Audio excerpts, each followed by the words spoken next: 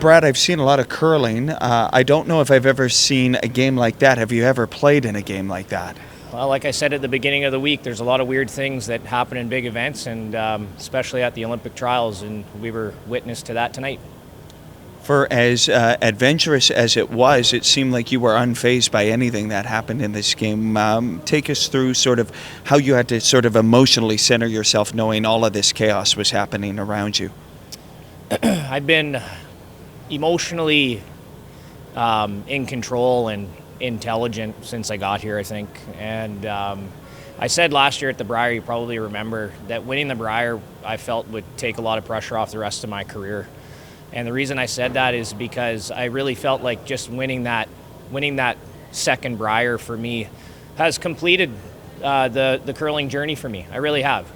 And it's allowed me to just play free and play loose. And, you know, I've got three guys that feel the exact same way, and Coach Paul, that support me so well and make it easy to just be grounded, always remember where my feet are and be present out there and just try to make one shot at a time. So like I said, it's interesting because I remember in the past, you know, in big games like that, I'd be full of nerves, very anxious, just wanting to win so badly. And it affected the way that I played. And now this is going to sound maybe bad, but I've kind of reached a point in my career where I just don't care.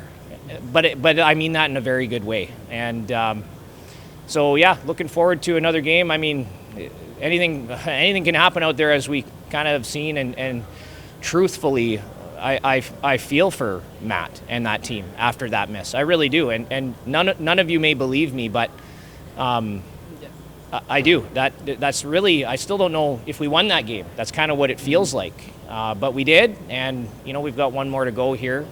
And who knows, this may go to the distance. We'll see. Why do you feel bad for them? That's curling. People miss, people lose, so why do you feel bad? Because I have a heart. Because I have a heart. And, yeah, I know that it's competition, and I know that we want to win. But my cousins are on that team. They're my family. I love them. And I was expecting to have to make my last one to win that game. That's what I was thinking. Yeah, is that a huge break? For sure. Will we take it? Absolutely. But I'm allowed to feel bad for my family. After you gave up that 4 tonight, what did your team do to kind of reset and regroup in that game? Just not panic.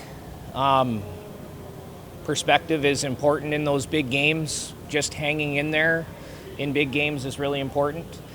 And we just had like 2 really big, burly man sweeps out of Ben that backed the Rock up more than we could have ever anticipated. I think he was, you know, full of adrenaline and feeling really strong tonight. And yeah, just a little excited. And we made some mistakes, but we got a deuce back right away and settled back in and won the game.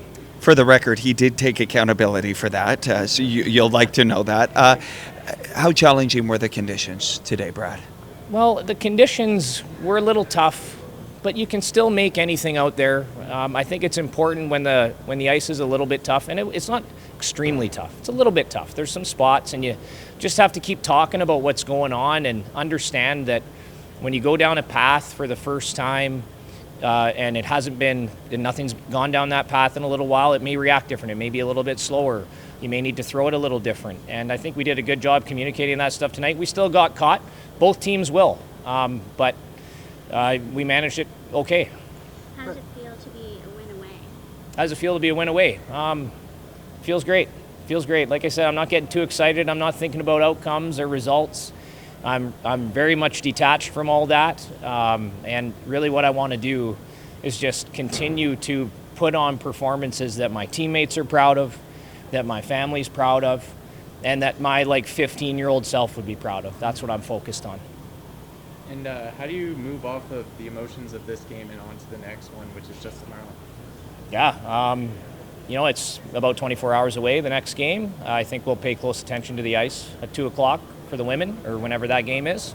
And just come out refreshed, ready to go once again, and hit the ice with a lot of focus, a lot of intensity, good energy, and try to make a bunch of shots.